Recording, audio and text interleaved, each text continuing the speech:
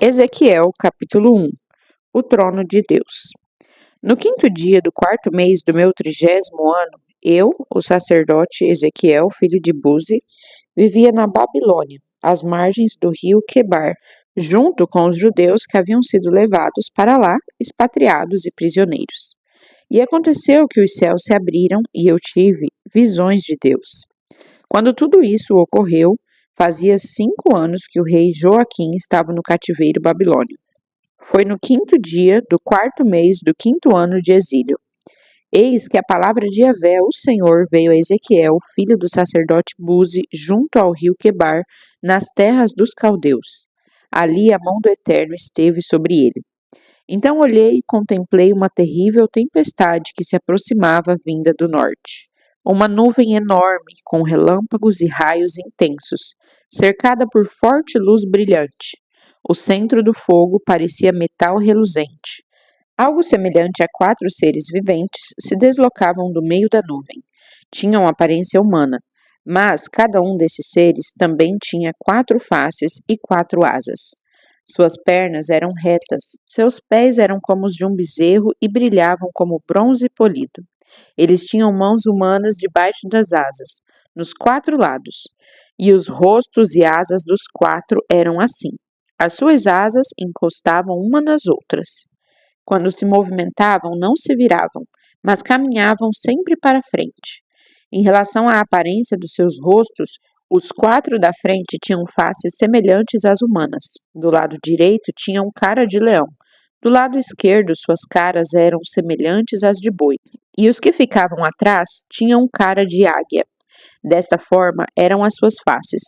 Suas asas estavam estendidas para cima. Cada um deles tinha 2 asas que tocavam as de outro, e 2 cobriam o corpo de cada um deles. Cada um desses seres caminhava exclusivamente para frente. Para onde quer que o espírito se movia, eles também iam, e não se viravam quando se movimentavam. Entre esses seres havia algo semelhante a brasas ardentes. Eram como verdadeiras tochas flamejantes que se movimentavam de um lado para o outro por entre os seres viventes, e do meio das chamas partiam fortes relâmpagos e faíscas. E estes seres viventes moviam-se com grande rapidez, iam e vinham como um raio.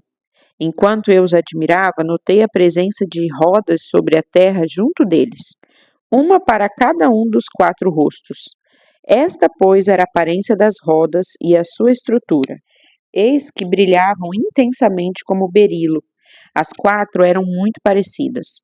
Na verdade, cada uma das rodas parecia estar encaixada na outra. Elas tinham a capacidade de se mover em qualquer das 4 direções em que estavam posicionados os 4 rostos de cada ser, sem a necessidade de se virarem enquanto andavam. As tais rodas eram altas e muito impressionantes em seu aspecto, porquanto seus aros estavam repletos de olhos ao redor. E quando os seres viventes se moviam, as rodas ao seu lado igualmente se movimentavam. Quando se elevavam do chão, as rodas de igual modo se elevavam. Eles seguiam a direção do espírito, e para onde quer que o espírito fosse, os seres viventes o seguiam, e as rodas também os acompanhavam, porque o mesmo espírito estava nelas. Quando os seres viventes andavam, as rodas se moviam. Quando eles se mantinham imóveis, elas do mesmo modo paravam. E quando eles subiam da terra, as rodas também se elevavam do chão com eles. E tudo isso porque o mesmo espírito deles estava nelas. Acima das cabeças destes seres viventes havia uma abóbada semelhante ao firmamento, reluzente como cristal de gelo, impressionante. Debaixo dessa espécie de grande cobertura, cada ser vivente estendia suas asas ao vizinho mais próximo e com as outras 2 asas cobria o corpo. Então, eis que ouvi o barulho provocado por suas asas quando voavam.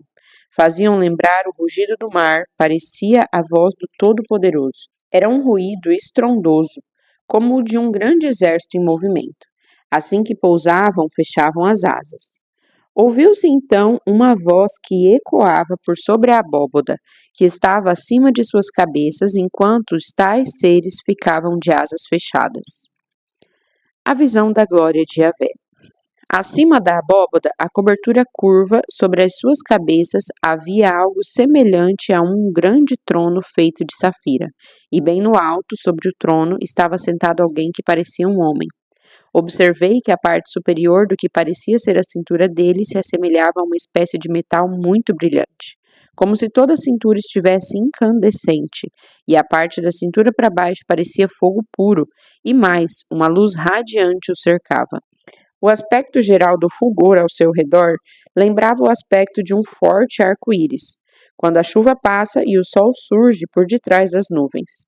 Assim era todo o esplendor ao seu redor. Esta, pois, era a aparência da glória de Yahvé, o Senhor. Quando contemplei tudo isso, prostei-me com o rosto rente ao pó da terra. Foi quando ouvi uma voz a me chamar. Ezequiel, capítulo 2. Deus convoca Ezequiel a profetizar. Então eis que ele me disse: Ó mortal, filho do homem, fica em pé, porquanto desejo falar contigo. E no mesmo instante em que aquela voz falava comigo, o Espírito de Deus entrou em mim e fez com que eu pudesse ficar em pé. Então prestei atenção às palavras daquele que comigo falava. E ele me ordenou: Homem mortal, eis que eu te envio aos israelitas, às nações rebeldes que se amotinaram contra a minha pessoa, porquanto eles e os seus antepassados têm transgredido a minha vontade até o dia de hoje. Atenta que o povo a quem eu te estou enviando é rebelde, obstinado, teimoso. Diga-lhe, pois, assim diz Yahvé, o soberano Deus. Sendo assim, quer aquela nação amotinada ouça, quer não te dê atenção, ficará sabendo que um profeta esteve entre a sua gente. E tu, ó filho do homem, não temas essas pessoas nem te assustes com suas palavras. Não te intimides, ainda que sarças e espinheiros te cerquem, e habites entre escorpiões. Não temas as suas respostas nem questionamentos, tampouco te apavores ao ficares diante desse povo revoltoso. Portanto, eis que tu lhes pregarás a minha palavra. Tudo o que eu te disser, quer te ouçam, quer não te deem atenção, porquanto são mesmo indomáveis. Contudo, tu, ó filho do homem, ouve o que te falo. Não sejas como esse povo insubmisso. Abre a tua boca e come o que eu te ofereço como alimento. Em seguida olhei e observei a mão de uma pessoa que se estendia na minha direção, e eis que ela trazia consigo um sefer, o rolo de um livro escrito.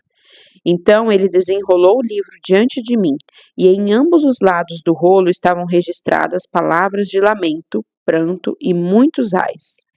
Ezequiel, capítulo 3. O profeta se alimenta da palavra. E ele me disse mais: Filho do homem, come tudo quanto estás neste livro, depois vai pregar à nação de Israel. Então eu abri a boca e ele me deu o rolo para comer. E acrescentou: Filho do homem, alimenta-te deste livro que eu estou te dando e enche o teu estômago com ele. Em seguida eu o comi, e eis que o seu paladar em minha boca era doce como mel. Logo depois ele me ordenou: Filho do homem, vai agora mesmo à nação de Israel e prega-lhes as minhas palavras. Afinal, não estás sendo enviado a um povo estrangeiro, de fala incompreensível e língua difícil de se entender, mas sim à casa de Israel. Também não irás a muitos povos de fala obscura e língua complicada, cujas palavras não possas compreender. Se eu te enviasse a estes, com toda certeza te dariam muito mais atenção e te ouviriam. Mas a casa de Israel não te dará ouvidos, porquanto não estão dispostos a me escutar. Porque toda a nação de Israel está endurecida e obstinada em seu entendimento. Contudo, eu tornarei a ti tão inflexível, rigoroso e teimoso quanto eles. Eis que faço a tua testa tão forte quanto o diamante e mais resistente que a rocha mais dura. Assim não os temas, nem fiques apavorado diante deles, ainda que de fato sejam uma nação rebelde. E continuou dizendo: Filho do homem, guarda no teu coração todas as palavras que te ditei, ouve-as atentamente. Vai encontrar-te com os desterrados e cativos, com a tua própria gente. Tu lhes pregarás e lhes anunciarás. Assim dizia Yahvé, o soberano Deus. Quer ouçam, quer deixem de te ouvir.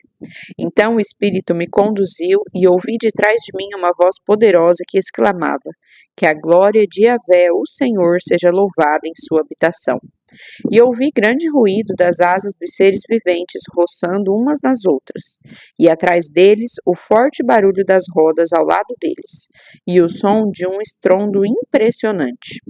Então o Espírito elevou-me e tirou-me de lá, com meu espírito cheio de amargura e indignação pelo pecado e com a forte mão de Yahvé sobre mim. Em seguida parti e cheguei aos despatriados que viviam em Tel Abibe, junto ao rio Quebar, e passei 7 dias convivendo com eles, absolutamente pasmo com o que via e ouvia. A voz do profeta em Israel. Ao fim dos 7 dias, a palavra do Senhor veio a mim nos seguintes termos: Filho do homem, disse ele, eu te constituí sentinela sobre a casa de Israel. Por este motivo, ouve com atenção a palavra que te digo e transmite a esta nação toda a minha advertência. Quando eu falar ao ímpio, certamente morrerás, se não o advertires e não disseres nada para preveni-lo sobre o seu caminho errado e danoso, a fim de salvar a sua vida, aquele ímpio morrerá por causa da sua própria malignidade. Contudo, eu exigirei da tua mão o sangue dele, porquanto recebeste a responsabilidade de pregar aquela pessoa. No entanto, se advertires ao ímpio e ele não se converter da sua malignidade e dos seus maus caminhos, eis que ele morrerá na sua maldade, mas tu estarás livre desta responsabilidade e culpa. Do mesmo modo, quando um justo se desviar da sua justiça e praticar o mal, e eu colocar diante dele uma pedra de tropeço ou uma situação perigosa, ele morrerá, caso tu não o tenhas advertido quanto ao pecado que cometera. Nem as atitudes justas por ele realizadas serão levadas em conta. Entretanto, para mim, tu serás o responsável pela morte dessa pessoa. Se, porém, tu orientares o justo para que não peque e te der ouvidos e não voltar à prática do pecado, com toda certeza esta pessoa viverá, porquanto recebeu bem a advertência e tu livrastes a ti mesmo dessa culpa. E assim a mão de Yahvé esteve ali sobre mim, e ele ainda me ordenou: levanta-te e parte em direção à planície, e lá no vale falarei novamente contigo. Sem demora, me levantei e desci ao vale. E a glória do Senhor estava ali, como a glória que contemplei junto ao rio Quebar. Diante da sua presença, caí com o rosto em terra. Entretanto, o Espírito entrou em mim e fez com que eu pudesse me sustentar em pé. Então ele me ordenou: entra, pois, em tua casa e tranca-te. Porquanto, ó filho do homem, serás amarrado com cordas, ficarás preso e não poderás sair para pregar ao povo. Eis que farei a tua língua apegar-se ao céu da boca, para que fiques em silêncio e não consigas repreendê-los, ainda que façam parte de uma nação insubmissa. Todavia, quando chegar o momento de eu falar contigo, abrirei a tua boca e tu lhe dirás: assim diz o Senhor, o soberano Deus. Quem desejar ouvir, ouça, e quem não quiser, não ouça, pois essa gente é mesmo parte de uma casa amotinada.